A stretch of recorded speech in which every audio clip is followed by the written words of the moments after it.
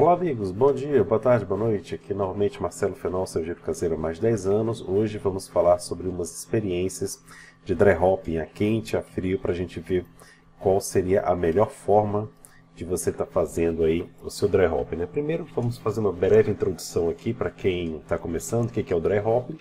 O dry hopping é uma adição de lúpulo que normalmente acontece após a cerveja estar pronta, né? A cerveja fermentou, já utilizamos lá lúpulos de amargor e de sabor ali durante a parte quente. Agora aqui na parte fria vamos adicionar uma nova carga de lúpulo, né? Já colocando ali na cerveja pronta.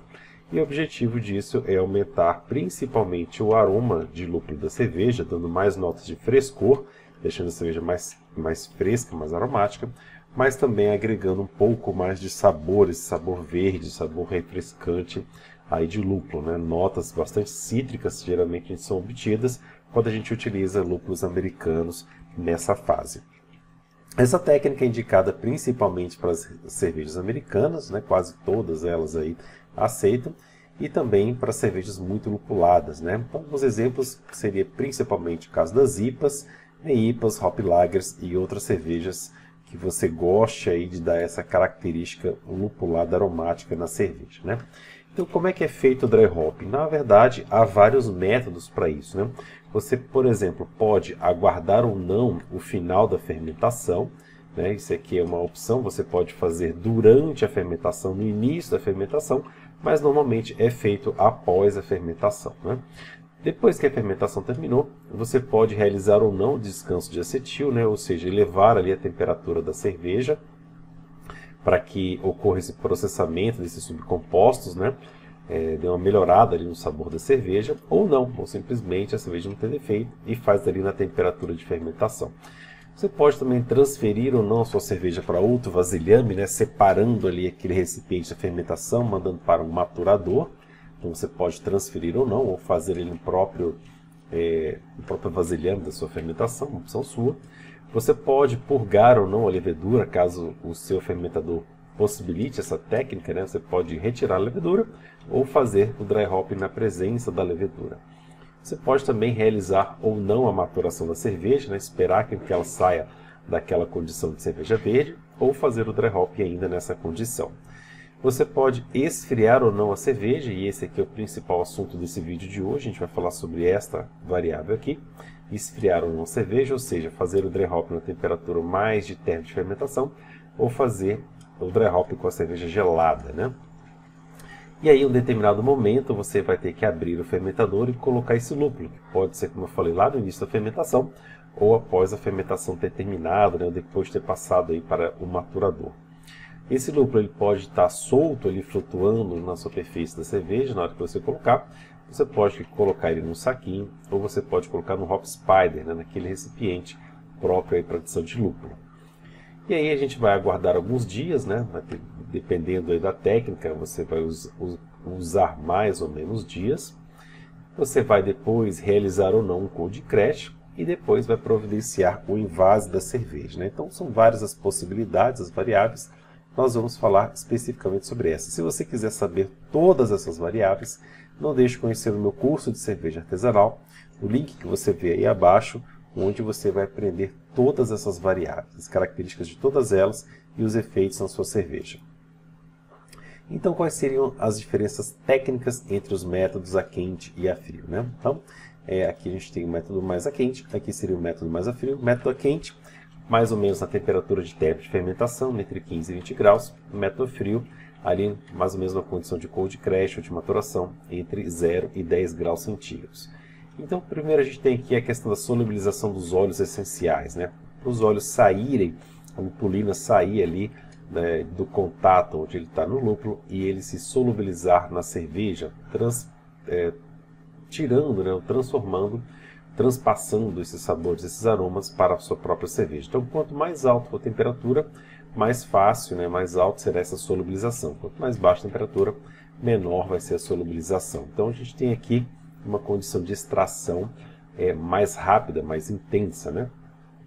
Portanto, o tempo necessário para a solubilização desses óleos essenciais, em uma temperatura mais alta, vai ser menor, né? 1 a 2 dias a gente consegue completar essa solubilização. Enquanto quando a temperatura for mais baixa, você vai precisar de um prazo maior, né? Geralmente de 3 a 5 dias seriam suficientes na maioria das condições.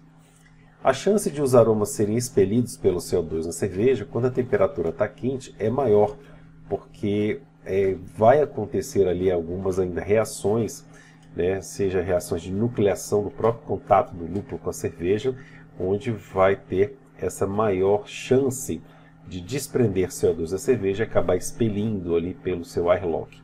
Enquanto que numa temperatura mais fria, essa dinâmica do líquido, né, ainda vai ser menor, a preservação do CO2, né, e também desses aromas será maior, será melhorada, então vai expelir menos, né, aqui na temperatura mais fria.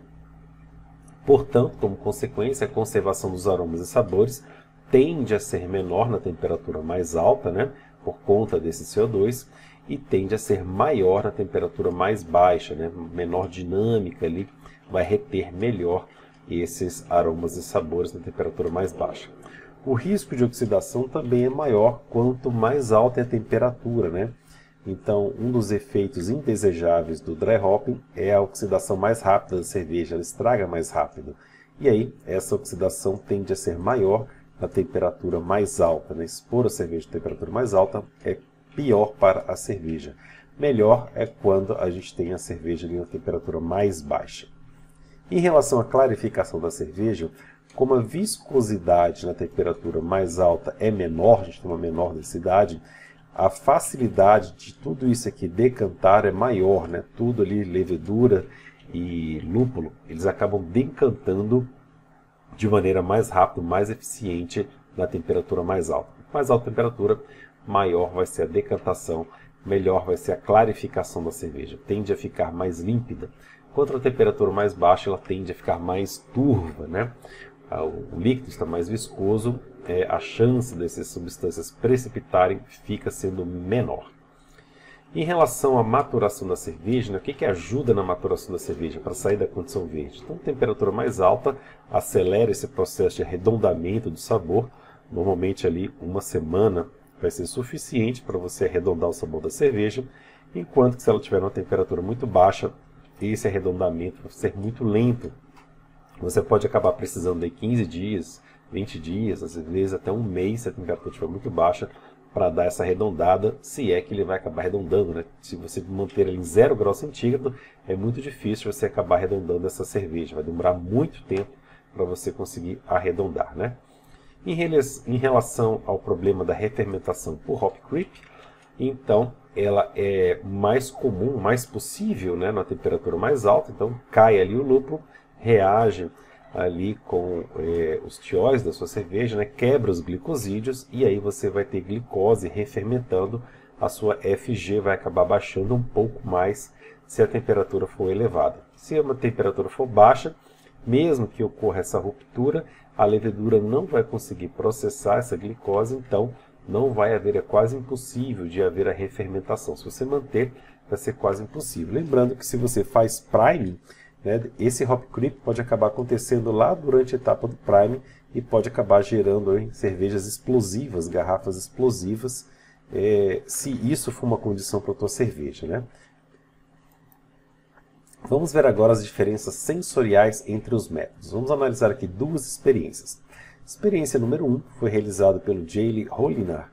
Ele é coautor do Brulosophy, né, um dos sites aí mais especializados em experiências de cerveja. Ele fez 2 IPAs, fez um DH, um dry hop de uma delas a 19 graus centígrados e outra com dry hop de 2 graus centígrados por 5 dias. A referência está aqui, caso você queira ler o artigo original.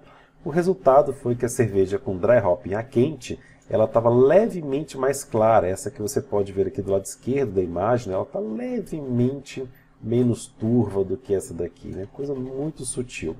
Em relação aos sabores, ele fez 10 testes cegos e em 8 deles ele não percebeu diferença entre as cervejas, né? Não foi capaz de identificar qual era a cerveja com dry hop a quente, qual era com dry hop a frio. Ambas se comportaram com o mesmo sabor e aroma, então ambas foram cervejas idênticas, não demonstrando diferença sensorial entre uma técnica e outra. Nessa segunda experiência, ela foi realizada pelo Ray Fond, ele é um colaborador lá do Brulosophy, e ele também fez duas IPAs, né? Agora com a temperatura de 21 dry hopping a quente e 1 grau centígrado no dry hopping a frio. Então teve aqui uma diferença de temperatura um pouco maior do que a experiência anterior. Enquanto ali anterior dava 17 graus de diferença, aqui está dando 20 graus de diferença entre uma e outra, né? 2 graus a mais aqui, 1 grau a menos e também um dia a menos de dry hopping. Referência bibliográfica, este link que está aí na tela. E aí o resultado foi que desta vez, diferente do ensaio anterior, 10 entre 16 testes a cegos demonstraram sabores e aromas diferentes. Ou seja, né, as pessoas conseguiram identificar qual era a cerveja diferente. A técnica realmente produziu cervejas diferentes. E das cervejas diferentes, 3 pessoas preferiram a cerveja com dry hopping a frio, 5 preferiram com dry hopping a quente e 2 não demonstraram preferência. Falou que ambas são boas e ele gostou de ambas, né? Eles gostaram de ambas. Então a conclusão que a gente pode ter, meus amigos, é que talvez a maior diferença de temperatura dessa experiência pode ter sido uma condição de fator de diferenciação entre as cervejas, né? A gente não tem a certeza, mas pode ser que esse acréscimo de temperatura aqui tenha algum efeito. E, baseado em apenas 2 experiências, a gente não consegue determinar uma regra, né? Cada caso pode gerar resultados diferentes, então você pode fazer 2 vezes dry hoppings a frio e a quente e ter resultados diferentes, né? Demonstrando que fazer a quente e a frio a gente ainda não consegue concluir o que é melhor e se dá diferença, se é que dá diferença, né?